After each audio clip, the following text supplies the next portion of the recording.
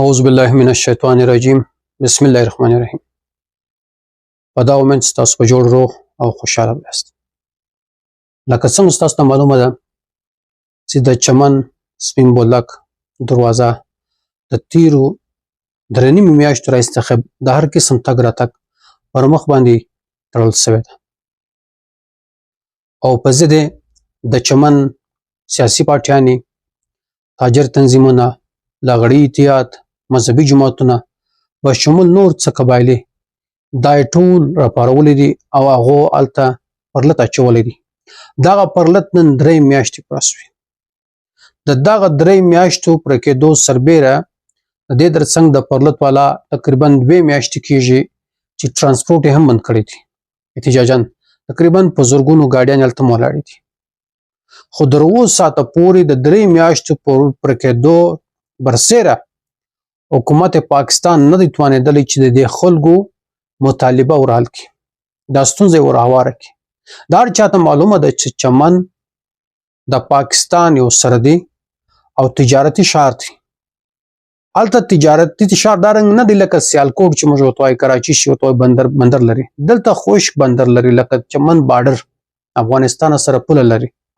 په دغه پوله باندې زموږ تجار، د چمن تجار، د سپین بولدک تجار، لغړی، ترانسپورټر، مزدورکش، فاندار ټوله په دغه باندې زړیږي. د دې خوا سر شی وړي، دا خوا برته یو شی راوړي. دا رنګه د هغې خوا کم خلک چې دي، تجاران چې دي یا مزدوران چې دي یا لغړیان چې دي، هغه هم دا خوا شی راواړي چمن لره، د چمن څخه برته چې دې خوا یو شی یوسي.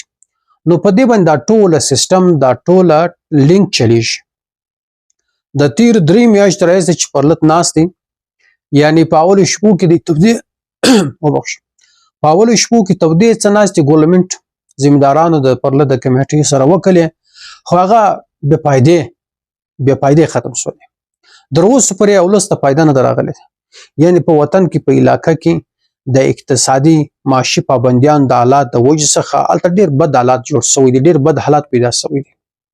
خو نگران حکومت چې کوم سټ اپ ناست دی، دا دومره بې اختیاره، دومره بې وسه، دومره بې دسه دی چې هغه صرف د میډیا پر مخ باندې راسي، د بیان ما اواسې وایه، د خبرو کولو ما اواسې وایه، عملي نور هېڅ هم نه کوی سي، نه څه په وس ته. خو موږ دا وایو که چیرې دا سلسله، دا تسلسل دا رنګه روانو، دا خلک په ضد سوي دي، دا پرلت نه ماتوي، پرلت نه ولاړوي، هغه د خپله مطالبه حل کول غواړي. دا حقیقت دی. زموږ د پاکستان په آیین کې دا شته چې ته به خلکو ته مو ته علاج معالجه، مو تعلیم، د سر د مال حفاظت، د دې ترڅنګ څلورمه همې نقطه چې ده ولس ته به د روزګار مواقع ور پیدا کوي. سوال دا پیدا کېږي، دا قانوني پوینټ دی چې تا د روزګار مواقع ور پیدا نه کړې، چې کوم روزګار هغو پیدا کړی هغه دې د لاسه ځینې وایسي، ځینې چل دې کوي. خلک نو څه وکړي بیا؟ هړتال به هم کوي، روډ به هم بندوي، مظاهره به هم کوي، ټرانسپورټر به هم راګرځي. لیکن د دې روان حالات د وجې څخه په دا 3 میاشتې کې که په صحیح معنا زموږ معاشي ماهرین دې ته توجه ورکړي، په اربو روپۍ تاوان زموږ د پښتنې سیمې د سوی دی، د دې سیمې د سوی دی، د ګورنمنټ هم سوی دی. تقریبا د 2 میاشتو د ټیکس بند دی، چې یعنې د ورځې په 100 ګاډیانې کانټینران د دې خوا تلو، دا خوا سره تلو، هغه مکمل بند سوي دي. لیکن د بده مرغه د بلې خوا زموږ په دا پرلت کې ناست کم سیاسي جماعتونه، مذهبي جماعتونه چې دي، هغه هم په دا اولو شپو کې ډېر تاوده ورولت سره یو ځای سو. څنګه چې د کاغذات نامزدګۍ شپې راغلې، د الیکشن شپې راغلې، هغو سوکه ځینې راووتلو. دارنګ به زه یاد کړم چې د ټولو ولس سترګې چې دي، مخ چې دی، هغه خاص کر دا څو غټو جماعتو ته دی. لکه هغه به زه یاد کړم غټو جماعتو تر څنګ د چمن هم بعض غټو خلکو ته دي، هغه کې پښتونخوا ملي عوامي پارټي، جمعیت علماء اسلام، عوامي نیشنل پارټي، د کیپټن ګروپ، دغسې نور هم خلکو توجه و دې ته دی چې دوی به کوم یو کار وکړي، کردار به وکړي. خو د بده مرغه په 3 میاشتو کې د هغو د خوا څخه هم په ناست پرلت باندې هېڅ قسم رڼا نه ده راغلې. نو که چیرې دا حالات دا رقمه دستور روان ولو، پهلې به یې ډېرې خرابې راوځي، خدای مه کړه. نو په کار دا ده سیاسي جماعتو ته چې وروره همشره تا ووټ دا یې خلک دي، ووټ تا ته دا یې خلک درکوي. تېر وار هم دا یې خلکو ته راوستلی، مختلف خلک یې راوستلی دي. د دې د مخه به زه ووایم چې پښتونخوا یې راوستلې ده، عوامي نیشنل پارټي یې راوستلې ده، کیپټن ابوخالق اچکزی یې راوستلې دي، جمعیت یې راوستلې دي، دا خلکو راوستلې دي. لیکن دا خلک باید چې نن د دې خلکو څه پوښتنه وکړي، سوال ځینې وکړي چې ورور تی خو د الله ټوله وینه د دې وطن د علاقې است، که تېر وخت کې هم څه سوي خو په مخکې سوي دي، تی ولې خاموشه واست او اوس ولې خاموشه یاست؟ په دا خو نو پر لت نه کامیابه کېږي چې ته ماله یو د کمیټې ممبر راواستئ، خاص څوک راواستئ، خاص څوک نه ما یو عهدهدار ماله راواستئ، زما سره پر لت کښېني یو دوې خبرې وکړي، خانهپورې وکړي، لکه یو کوچنی چې په سکول کې حاضري لګوي، حاضري باید رجسټر کړ چې دې برته ولاړ شي. دا رنګه باید چې نه وشي. د دې دپاره پلانینګ پکار دی.